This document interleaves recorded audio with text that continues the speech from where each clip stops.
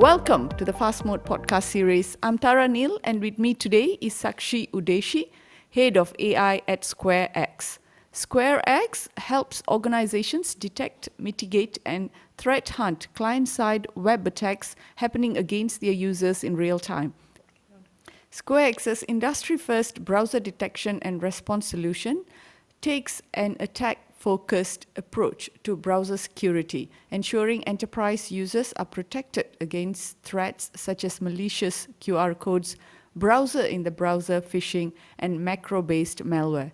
At SquareX, Sakshi leads all AI initiatives, including browser-based models and the admin dashboard Copilot. Holding a PhD in AI safety from the Singapore University of Technology and Design, he has published extensively in top journals, and his work has been cited over 425 times. Sakshi joins us as part of our exclusive editorial segment on generative AI for network management. Welcome, Sakshi. Great to have you on today's episode. Thanks for having me. I'm glad to be here. Okay, great. Let's start with the basics. What are the benefits of a browser-based enterprise security solution when compared to a network-based solution? Thanks. That's a great question to start off. So when people think of network security, the most important modern line of defense is the SASE Secure Web Gateway SWG solution. And the way these work is quite interesting. They intercept the SSL and then try to determine if the domain or activity that's happening is quite malicious. Now, I want to track back to like 10 to 15 years ago when these solutions were invented. They're built on the assumptions that web applications are relatively simple and one can just observe the network activity that's happening and determine what's actually happening on the browser. As we've come across like 10 to 15 years, the web has become much more complicated and much more diverse. We have new protocols, new extension subsystems, site permissions that were just not there 10 to 15 years ago. And because of this explosion in complexity, it's not really possible to infer what's happening on the browser just by looking at the network layer. SquareX is we have attacker DNA, and we've shown how easy it is for these SWGs to be broken. At DEF CON 32, we showcased like 25 new types of attacks called the last mile reassembly attacks. On one hand, to show how easy it is to bypass SWGs, and the other hand, to show that there are fundamental assumptions in the SWG architecture which are being broken down by today's sort of modern web. And this is like a complete bypass of all SASE, SSE, SWG vendors. And going back to, again, the endpoints are not also positioned to sort of see what's happening in the browser, because the browser is a monolith and they don't have the telemetry needed to detect attacks in the browser. So given that these network layer solutions like secure web gateways are largely built on assumptions which are 15 years old, and the attacks just live and die on the web browser now, we think a browser native solution is the way forward. Mm-hmm. So when we say a browser-based solution, right? Do you like install a program on the end user device? Does it happen that way? So the way SquareX works is by installing a browser extension. We sort of use sort of a group policy or MDM or plist to install a browser extension into your browser, and it happens in the background. And then that browser extension has like a lot of visibility onto what sort of activities happen in the browser and can use that context to make decisions on what kind of activities to allow, block, or isolate. I see. So that would involve any internet browsing activity, anything that involves connecting to the network. I mean, because out of curiosity, say you have some programs running offline. Would it be able to, tell, like, for example, that there's a program and it's offline, it's not connected to the net, but having this browser extension, will it be able to alert the security guys that there's something malicious going on with that local program? So that's where your EDR solution would kick in. We contend that the browser is becoming more complex and it's a big ecosystem on its own. And because it's the most used application in any enterprise and it's used for a mix of personal and enterprise use, it deserves its own sort of security stack. Okay, so I think you just mentioned that, but can you elaborate, like, how SquareX's the browser detection and response solution comes into play in this scenario?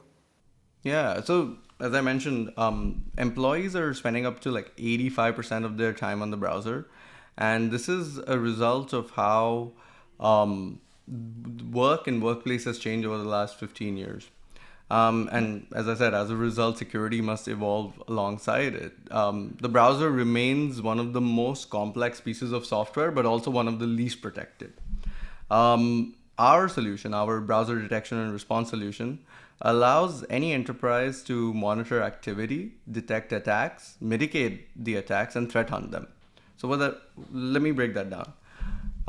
So for Monitor, as a browser native solution, as I said, as an extension, we have access to like rich telemetry and metrics such as DOM mutation, website permissions, network requests, browser APIs that other solutions just don't have access to. So we can monitor these activities and then take very context-specific decisions on what to do with that activity.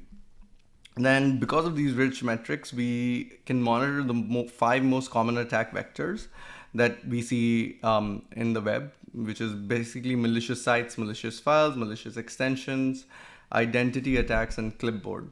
So we have telemetry for all of these where we can detect malicious activity and block them. We also provide additional mitigation, such as like isolation of files in our cloud browser and isolation of sites as well. Disarming content like malicious macros and then rebuilding the file and giving it to the user. And obviously, if an attack happens, it's very important to sort of trace the attack. So that's where the threat hunting capabilities for SquareX comes in. We have an industry first graph, like attack graph and attack vision. Essentially, the attack graph will graph the full campaign of the attack, and attack vision will sort of reconstruct the attack using the DOM information that we have a telemetry on. Acquire artifacts to see what kind of files, what kind of malicious sites were used in the campaign. And we also have like an AI co-pilot, which sort of creates a detailed report for each attack, detailing what happened within the organization and suggesting remediation action. So we are a full stack solution for the browser. Okay, interesting. So, when you look at the most prevalent type of web-based attacks, right, today, so, and we see that how your solution would be providing the visibility you need to, for you to control these activities. So, in your experience, which are the type of attacks that your solution is most effective for? So our solution is focused on web attacks, which represent like the majority of attacks happening in the browser. So examples of web attacks would be stuff like phishing, where employees can sort of give away data and credentials and a lot of sensitive company information to potentially malicious actors. Then even identity attacks, like so phishing leads to compromise of credentials, and that can lead to the compromise of various enterprise identity, and that can sort of escalate into using of giving access to different types of company resources. And we've seen this trend play out all throughout 2024. The most recent example of this kind of attack was the Cyberhaven attack. Um, it started off as essentially a phishing email, and then one sort of we also got this phishing email, and incidentally, we did an expose on how this could end up being a massive scale attack. And just a week later, on Christmas Day, Cyberhaven was hacked, and this was a phishing email that then went to sort of the compromise of their enterprise extension, and this and a malicious extension was pushed to their clients for a significant period of time. So um, I think attacks now live and die in the web, very critical attacks, and then that causes how do I call it? That again again justifies a browser native security solution. So in the case that you just said the phishing email, right? Like how fast would you be able to pin down that there's something malicious going on, or how fast, from that point you can diagnose where it happened and who's the employee that's involved and which program is it? All right. Yeah. So for SquareX, if we have identity policies set up, we immediately block essentially external third parties from trying to access our services through the web browser. So we've shown this demo on our LinkedIn and on our website, sqrx.com, where if someone clicks on an OAuth, let's say, page which is not in a whitelist by the organization, that OAuth page will be automatically blocked by our browser extension. And when it comes to threat hunting, our detections are like almost instant. And you can see this activity happening almost in real time. Oh, wow. Okay, that's great. So basically, at the back end, you would have like a team looking into the reports and looking at all the alerts from time to time, or is it something that, it's fully automated and then there's just, you receive alerts only when things happen? Is it like a continuous monitoring kind of system? It is. So the alerts are received based on organizational policies. So as SquareX, we obviously sort of support our clients into setting up the correct type of policies based on their preferences. When we start off with what we call monitoring policies. This just allows people to monitor what's happening in their organization before taking any decision. And once they have enough information about what exactly is happening, we help them set up policies that make sense in their organizational context and what we think would be the most effective parts. And then once you set up, say, a blocking or isolating policies, you just get alerts instantly on our dashboard. Okay, that's great. Interesting. So I think, we've learned a bit about this solution and how it works. Okay, so let's move on to the other big topic in this area, which is AI, right? So how does AI enhance the capabilities of the BDR solution, and what unique AI-driven features does SquareX offer? Yeah, AI has essentially taken the world by storm. And there's two ways I view AI in browser security. One is to help manage the complexity of browser security. So, bec- because again, as I said, the web is like a very complex ecosystem. There are over like hundreds of properties that we expose to our users. This can result in like quite complex policies when you create policies. The way we use AI to manage one of these challenges is using natural language to then type out what we want to do, and then our platform will automatically convert it to a security policy. Like, so for example, you could be like block file downloads from all Russian and Eastern European websites. So it will automatically understand which properties to pick, um, what constraints to apply on those properties, and then generate a full valid policy for you that you can just deploy within like 10 to 15 seconds. Um, another way is that when I mentioned in that threat hunting, you have these attack graphs. Now, these attack graphs can get very complex very fast because of the scale of modern sort of cyber warfare campaigns. And to sort of reduce the complexity and make it more understandable, we have like a Copilot generated report that will tell you what exactly is happening in the graph. Now, on the other side, AI can also help us supercharge the detections.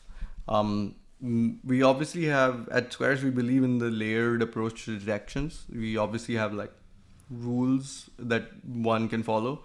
But for those edge cases, we have like probabilistic models that run on the browser to detect stuff like content, detect, classify malicious JavaScript, or even detect data leakage through like understanding the semantic context of the text. And we also sort of deploy state-of-the-art models to detect brand impersonation and reasoning models to detect phishing to sort of see what the employee is looking at and keep them safe. Like because AI can often make a determination with data that employees also see, but they don't have that fully in their context. So we created a whole suite of models to help protect enterprise employees as well. And then, if for enterprises, say, dealing with a specific type of attack or they're using specific type of applications and their vulnerabilities are quite different, can they themselves create a model and deploy it? Or do they work with you guys and co-develop that? For different types of contexts, we obviously will support them in creating the different types of policies that sort of make the most sense for that organization. And obviously, we work closely with all of our clients to deliver a security experience, including AI experience. We fine tune the models for them as needed to essentially create the best security experience on the web. Brilliant. Okay. On the flip side of AI, we know that some AI tools, specifically Gen AI tools, can negatively impact enterprise security. How do your solutions address that? So let's focus on two aspects of changing work with Gen AI. As you and I know, the past 2 years, Gen AI just become normalized in people's workflow. And a lot of the times, this normalization can lead to slight sort of callousness of what data can go into Gen AI websites, so on and so forth. So there have been instances in the past where a lot of sensitive enterprise data, such as the Samsung incident that was in, I think, 2023, where sensitive company data was pasted onto Gen AI websites. And data, in my experience, data leakage prevention with Gen AI is big concern amongst all of the people I've spoken to.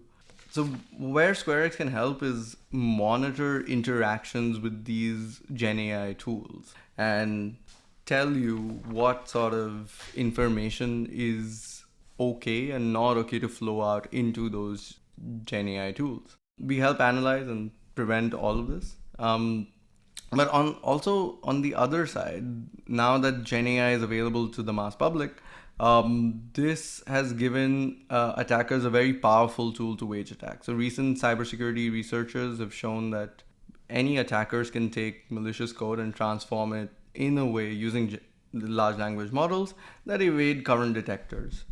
So this is why we think the browser is the best place to be, because any security product that has full context of what the user is seeing is best placed to make the decision of when to block, isolate, or allow certain activities. Okay. Okay, great. I think, that wraps up the questions that we had for today, and I think that brings us to the end of our session. Moving forward, how do you foresee, 2025? unfolding, especially in the security space. What are the maybe top three things that enterprises should look out for? I mean, just generally wrapping up the topic of security. In 2025, I think it'll be the year of thinking in attacker mode. You have to very critically analyze your full security infrastructure and see which parts are need sort of beefing up and what sort of assumptions need to be broken down.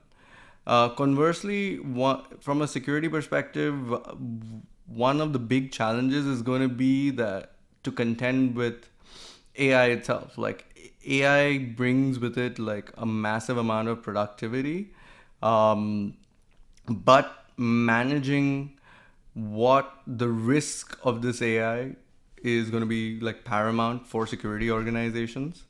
And the third part is that we think that the browser continues to grow from strength to strength, and a browser detection and response solution is key to keeping your organizations on track to having a good security posture. And to learn more, just visit sqrx.com.